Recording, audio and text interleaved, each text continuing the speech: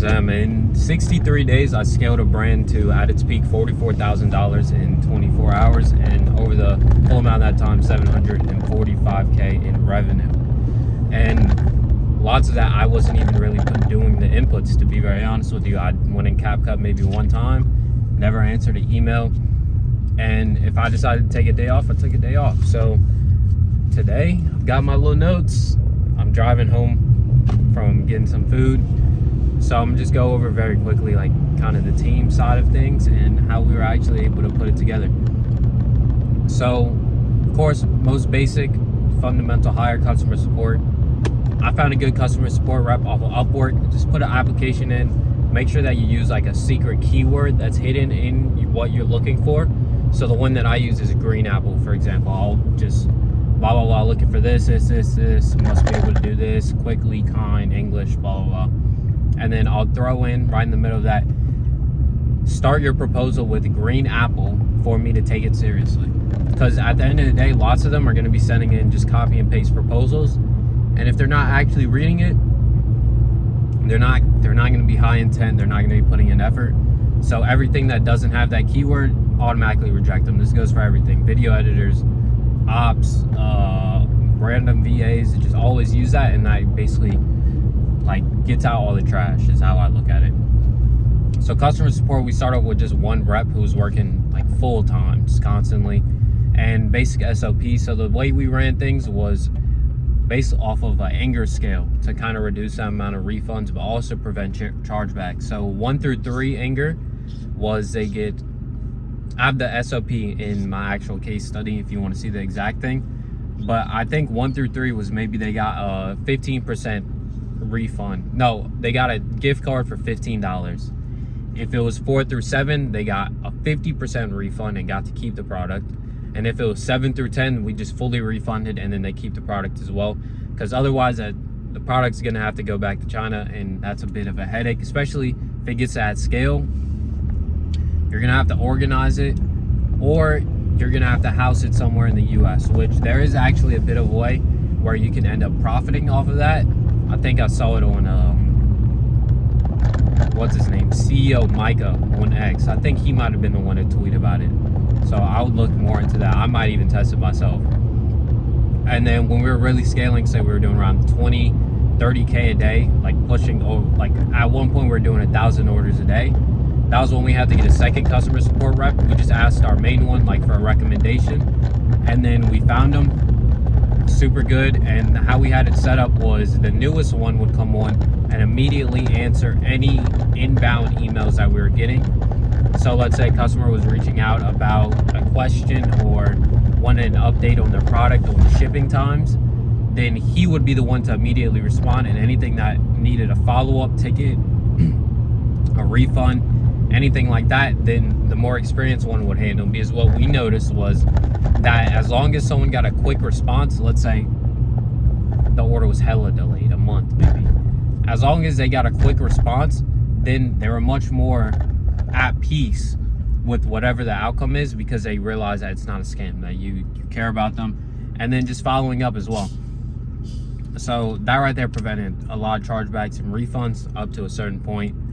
And then we had as well our 2 strategists. So I had them hired on. One of them worked for a main agency, the other one is actually his brother, and I had them trained up inside of ecom talent. So what we had them do was spend time inside of ecom talent, go through the full course. We adopted the prompts and then slightly tweaked them a bit for what we wanted, and had them onboarded onto Recharm and Monday.com as well. To kind of explain those things, it might be a bit more visual. So basically it's like a kind of a growth guide sort of thing.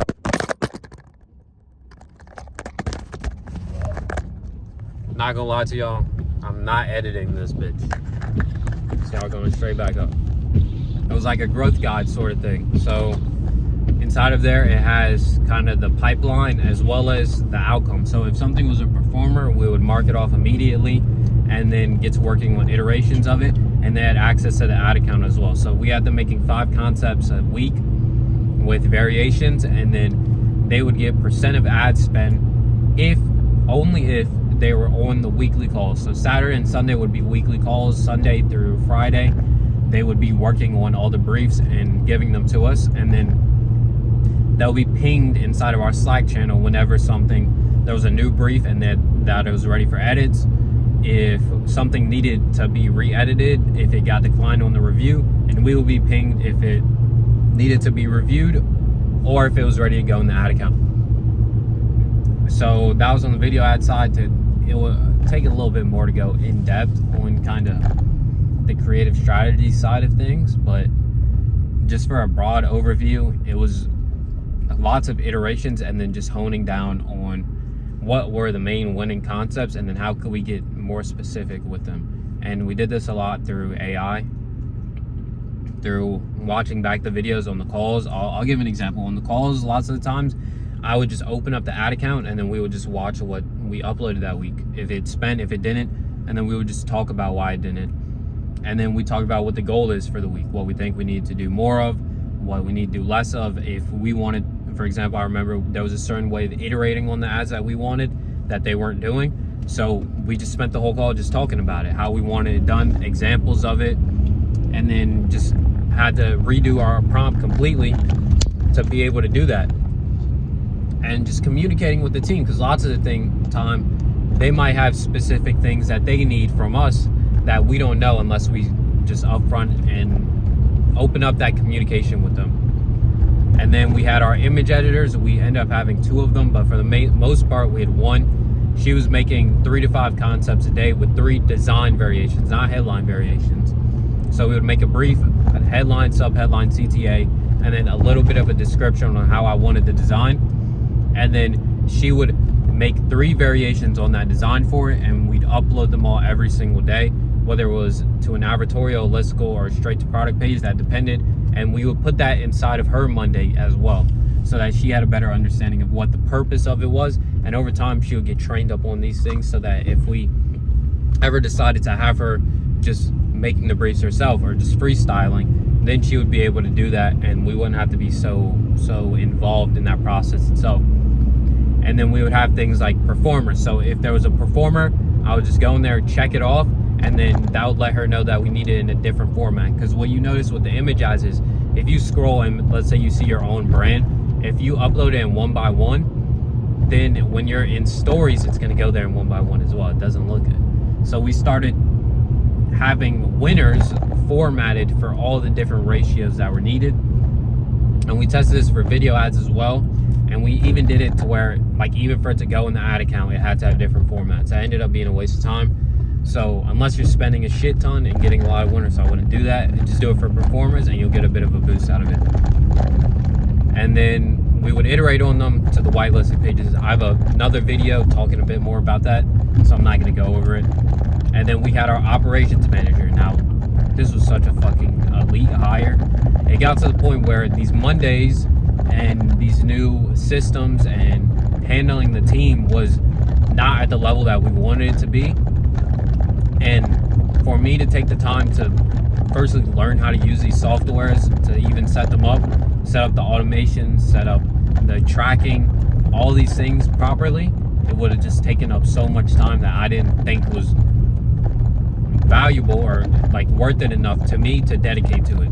So we hired on an ops manager. She had experience as an executive VA for some top CEOs, which is what she said. And she ended up being fucking elite, bro. Like, I'm so happy I made that hire. And she built out everything. I would literally just go on there. I'd talk to ChatGPT, get like a document, and then if there was an example of it, I'd send it to her, send it over. It'd be done in 2 days, get everyone onboarded. It was to the point where she would be making the job posts for us and then going over them, booking calls if needed, getting on my butt if there was something in the to-do list that I wasn't doing. So kind of like an operations manager / executive VA. And then now it's at the point where, like, with the multiple stores I'm running and then kind of doing this as well, where I'm about to have her helping me operate and manage all these different things as well. So lots of people talk about executive VAs and how like massive of a hire they are, and really, like, if you get the right one, it really is. It's massive. Then we had our influencer manager. Now this was specifically for product seeding, which maybe I'll do a video on. I don't think I put it in the breakdown like the exact way that we did it. I'm gonna have to figure out if that's something I can really give out. It's not really my sauce, but everyone knows about the base concept of product seeding. It's just you send your product out to someone who is willing to make free content for you in exchange for the product, and then it's just an idea of what's the best way to find these people, what's the most amount of videos you can get, and then how do you get winning ads out of them. So we had our manager who managed the communication with them, making sure they were getting product, making sure that we were getting videos, because it was to the point where I was about to send fucking collection agencies after these collectors because they weren't filming the videos quick enough and getting them back. So we had to have a VA who's maybe trained up on that a little bit beforehand, and then just applied her to that specific role. And this was someone that in the past, when I was running on TikTok Shop, fully managed the TikTok Shop, the product seeding that we did on there, which I'm gonna give some sauce real quick on that. On TikTok Shop, if you have a product, set your affiliate commission to whatever your break even is, and then just send an invite, get a VA, send mass amounts of invites, onboard everyone, send your product out to as many as possible. By the second month, you're gonna be getting in hundreds of videos completely for free. Throw them in Recharm, insane amount of B-roll, free UGC, free reviews, new images. It's easy money. And then if they start actually making sales, run them as TikTok Spark ads. It's such easy money, especially if your product is in any sort of way quality. That was the first time I ever ran it. That was the only issue that I had. But if you've got a quality product, I would 100% recommend that you do that. So that was the hire, and then we had one more. We had the flywheel that we had between the video ads and image ads. So this was something we started trying to implement before we decided to just keep them separate. But if you can dial this in, it'll really work scaling for you. So image ads, you can test a concept much faster than you can on a video ad. Let's say you have an idea of how you want to show your product for a specific angle, and to do that for a video ad, you need 3 different hook variations. You need a body, a CTA, you'd have to get the B-roll, and then put it all together, and then you test it. With an image ad, you can just you can even go into ChatGPT, type up the prompt, generate it, or if you have a team, boom, go into Claude, cook up the brief, send it over, get like 10 variations, test the concept, and then from there you immediately know if it has any legs to stand on or not. And then from there, that's when you send it off to the video editors. So, and then if you're running lead gen, shout out to Ari. I don't know you that well, but you're the one that gave me this.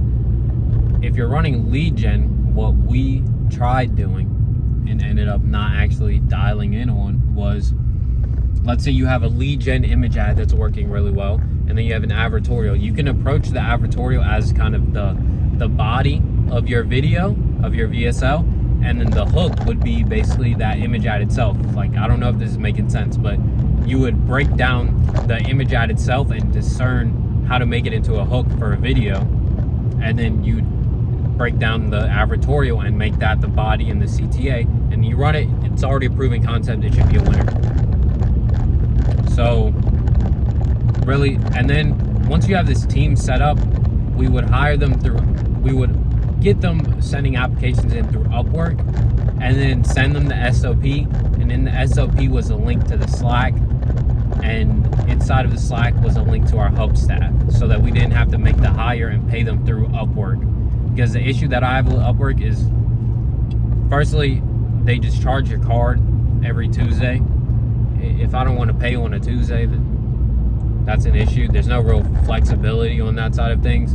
They've got stupid fees for both the owner and the employee or contractor. So we got them onto Hubstaff because it's got time tracking, it has the screenshots, it's project management, all those different things, and then it doesn't have those fees. You can set it up to be ACH, to be PayPal, and then you just have to pay like a monthly subscription to Hubstaff. And then as well, I know there's like QuickBooks, which you can do the same thing too. But yeah, bro, honestly, this is was this 15-minute video. Yeah, I think that's enough about kind of the team that we had. If there's any questions, drop them in the comment. Maybe I skimmed over something, but of course, if this is valuable, let me know. I'm gonna make another one tomorrow. It's gonna be in daytime this time. I tried to make one earlier, but I ran out of storage. So of course, show some support. If it works, we're gonna keep making these. And then if you want the actual full breakdown of this brand that we made 745K in sales in just 63 days, go to my website. It's my name, brandonpayton.co. I have a full entire thing, and I'm actually making an AI as well. And then I have my free community too that you can join up in, ask questions, speak with other people, and then I'll be dropping the AI in there. So thanks for watching the video, and God bless, man.